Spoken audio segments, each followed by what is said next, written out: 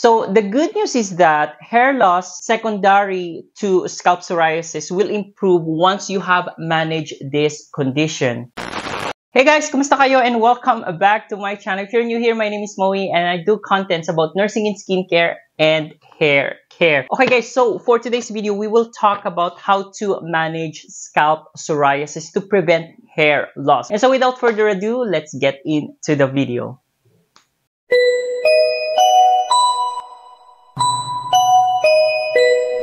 Psoriasis is an autoimmune disorder in which it affects the skin, making the skin proliferate or change abnormally, making it look patchy, raised, scaly, and flaky skin, making it appears like you have a dandruff, especially if the scalp area is affected. Psoriasis is very much visible everywhere in the body, such as underneath the breast, especially if you have lots of skin folds. It can also be very visible in there. The nails, the back of the head, in the growing areas, or just sa mga singit-singit, the feet, and on the scalp, which is going to be our topic for today, which is called scalp psoriasis. So the cause of scalp psoriasis is not well understood at this time. However, there is a link between the genetics, immunity, environmental, and lifestyle. Psoriasis can affect both genders at any given age, but usually symptoms can be seen starting as early as 15. So the scalp psoriasis causes hair loss. Okay, so scalp psoriasis does not cause hair loss. It does not make you lose hair such as seen with male and female pattern hair loss, which is caused by genetics. So the chronic inflammation that is associated with this disease is really what's causing these irritations on the scalp and causes the itching and the scratching, okay? Guys, that frequent itching and scratching is what actually causes hair loss if you have scalp psoriasis. So if you're already suffering from hair loss due to other medical conditions such as genetic hair loss, scalp psoriasis worsens it. So the good news is that hair loss secondary to scalp psoriasis will improve once you have managed this condition.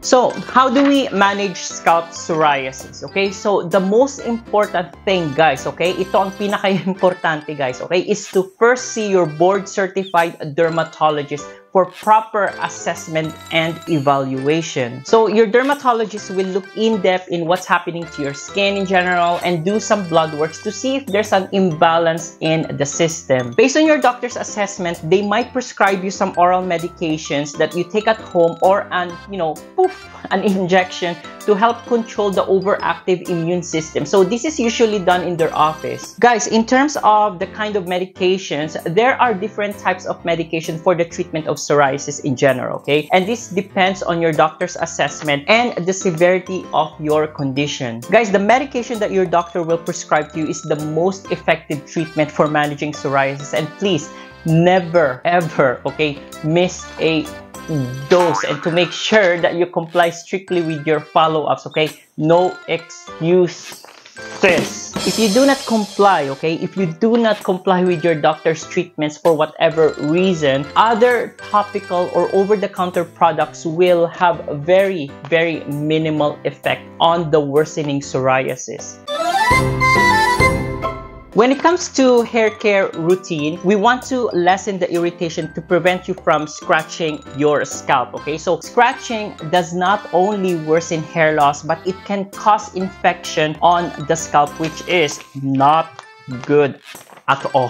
First, avoid long hot showers as it can cause dryness and irritations on the scalp. Second, guys, use hair care products that provide soothing relief, moisture, and helps to remove buildup, such as the new one from Nizoral, which is the Nizoral Psoriasis, and of course, the Dermarest. So guys, there are more to these products, but I will leave them for the next video, which is going to be the part 2, where we look for some scalp psoriasis products in Shoppers Drug Mart, which is a local drugstore here in Canada. So both the Nizoral Psoriasis and Dermarest contains salicylic acid 3%, which is a great ingredient for psoriasis and other non-medicinal ingredients that may provide soothing and antioxidant benefits. So when it comes to these two products, you may use these products at least twice or 3 times a week, or depending on your doctor's recommendation. So since these products contain salicylic acid, make sure that you wear your sunscreen whenever you guys are out and to wear a hat at all times, okay? Guys, let me just remind you that if you are on a medication for hair loss, such as topical minoxidil, please talk to your doctor first whether to continue using it or you may have to stop it for the meantime while you're treating the irritation on your scalp. As you guys know, minoxidil at times can cause irritations on the scalp, and so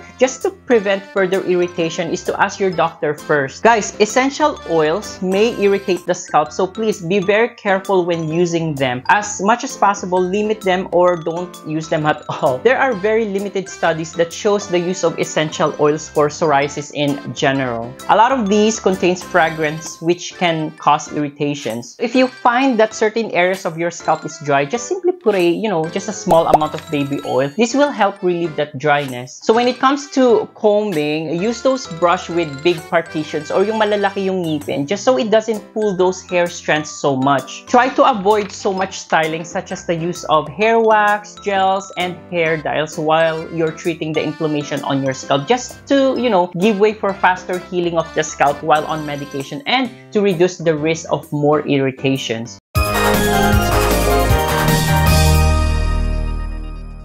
Guys, before I end this video, I just want to emphasize that scalp psoriasis does not cause hair loss. It's the scratching that causes the hair loss due to the irritation associated with this condition. And so I highly advise not to scratch your scalp to prevent hair loss and to prevent infection. So guys, that's it for today. I hope that you all learned something and enjoyed this video. If you guys have any questions or suggestions, please do leave it in the comment section down below. If you like this video, give it a thumbs up, share it with your friends and families. And as always, never self-diagnose and seek medical help for proper treatments and diagnosis. Anyways guys, magkita-kita ulit tayo on my next video.